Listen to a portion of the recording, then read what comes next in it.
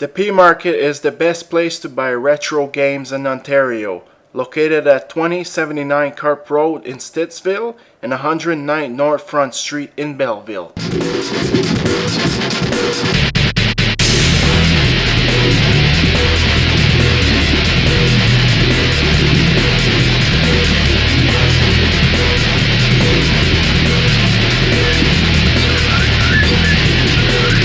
And welcome back for another exciting review. Today I've got a beat 'em up on the 64 that I have mixed feelings for it, and also it didn't have the greatest review. But why don't we go and take a look and see if the game is any good. So today my game is Fighting Force 64. Fighting Force is a beat 'em up, and it was developed by Core Design and it was published by Eidos for the PlayStation 1, which was released on October 1997.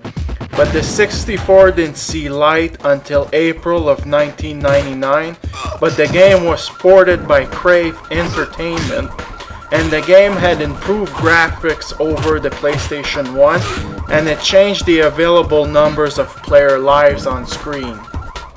I mean, the game is not ugly, but I feel like it's been copied and pasted really quick to port it over to the Nintendo 64. It's not as heavily pixelated as the PlayStation 1, but you can tell, like it's been copy and paste pretty damn quick. But overall, it's not an ugly game, but it's not also, the best looking game you'll get on the PlayStation 1 or the Nintendo 64. So the game features 4 playable characters, 2 females, 2 males. They both have different fighting styles, but basically, they pretty much do the same thing, a button for kick, a button for punch. You can grab, you can throw. It's very, very basic, very repetitive gameplay. Now, for a beat 'em up game, there's more weapons than anything else, really. You got guns, shotgun, rocket launchers, baseball bat, and the list goes on. But yeah, basically, it's a button masher. It's not a very difficult game. It's pretty easy to go by on, a normal difficulty. And to be honest, I don't even think the game has a story. You start off straight on the street and you're starting to beat the shit out of people, and you do boss fights, and then boom, you move on. Nothing really special there for storyline. The AI in this game is very basic, and I find a lot of the times they're cheap because you could be beating like 5 guys at a time. And the minute you come and throw a punch and then you're gonna throw a second one, then someone can punch you and cancel your move. So then you gotta run away, then come back and fight them again. So it's very repetitive in that nature. Now on the control side, it's actually very easy to play. You use the Z button to run, the C button to throw or to grab. And but the only bad thing about this game is its camera. The camera is fixed, and it tries to be cinematic, but most of the time it's just a real pain in the ass because you can't see half the time. Now, some of the music is not bad. It's not the original music from the PlayStation 1, so everything has been remade for the music. And the sound effect is pretty bad, I would say. It sounds really cheap and dirty. Nothing spectacular in that department. Now, you could play 2 players on the same screen, but I find that the PlayStation 1 and the Nintendo 64, when you add another player, the frame rate is so bad. It's like you're floating in slow motion. Everything slows down when you play with someone. So I really recommend that you don't do that because it is very frustrating.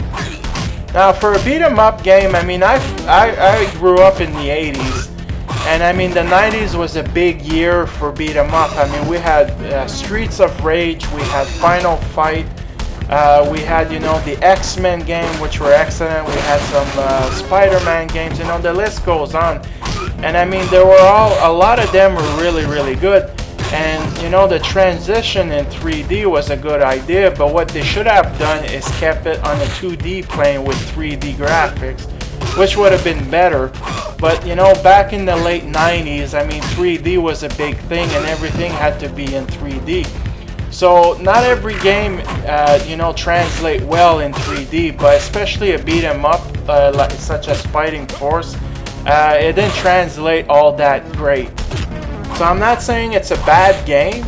There's a whole lot better out there.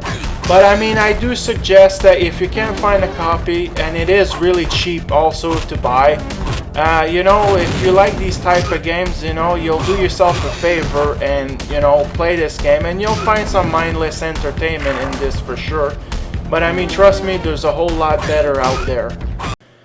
Now the good stuff for this game, I mean, the controls are good. Beside the very bad camera, it's very playable. It's easy to pick up and get into. Some of the music is actually pretty good for the 64 version. And I mean, you will find some entertainment beating the shit out of people, you know, just for the hell of it. Well, the bad stuff for this game, like I said, the camera is very bad. You can't control the camera and the angles are very cheap and bad. The AI is dumb and very, very cheap, and it can get frustrating because they do cheap shots at you all the time.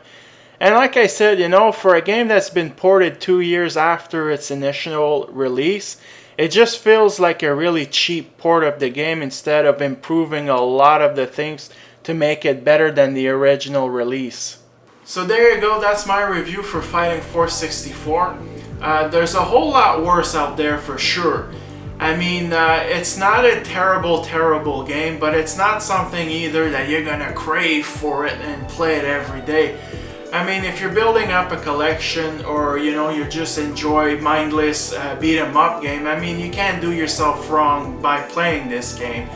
But I mean, you know, there's better games anyways, for even for the Sega Genesis and the Super Nintendo, such as the X-Men game and the Final Fight and the Street Rage. But anyways, you know, this game does justice if you're just looking for something easy and plain to play. So I hope you enjoyed this review, and thank you for watching.